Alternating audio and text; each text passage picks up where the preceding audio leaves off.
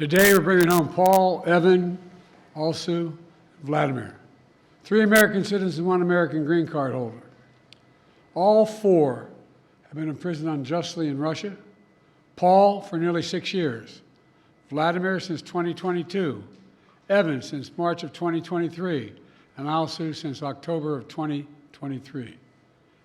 Russian authorities arrested them, convicted them in show trials, and sentenced them to long prison terms with absolutely no legitimate reason whatsoever, none.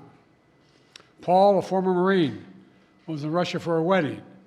Evan, a journalist with a Russian, in Russia, was in Russia, signed by the Wall Street Journal.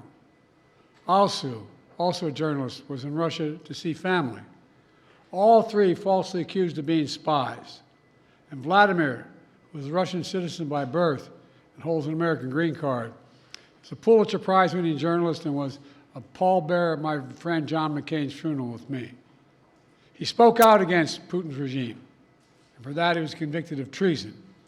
And now, their brutal ordeal is over, and they're free. This deal would not have been made possible without our allies. Germany, Poland, Slovenia, Norway, and Turkey, they all stepped up, and they stood with us. They stood with us. And they made bold and brave decisions, released prisoners being held in their countries who were justifiably being held, and provided logistical support to get the Americans home. So for anyone who questions whether allies matter, they do. They matter. And today is a powerful example of why it's vital to have friends in this world. Friends you can trust, work with, and depend upon, especially on matters of great consequence and sensitivity like this. Our alliances make our people safer, and we began to see that again today. Let me say this. It says a lot about the United States that we work relentlessly to free Americans who are unjustly held around the world.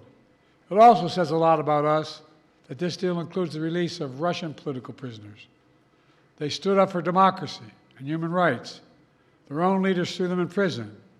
The United States helped secure their release as well. That's who we are in the United States. We stand for freedom, for liberty, for justice, not only for our own people, but for others as well. And that's why all Americans can take pride in what we've achieved today.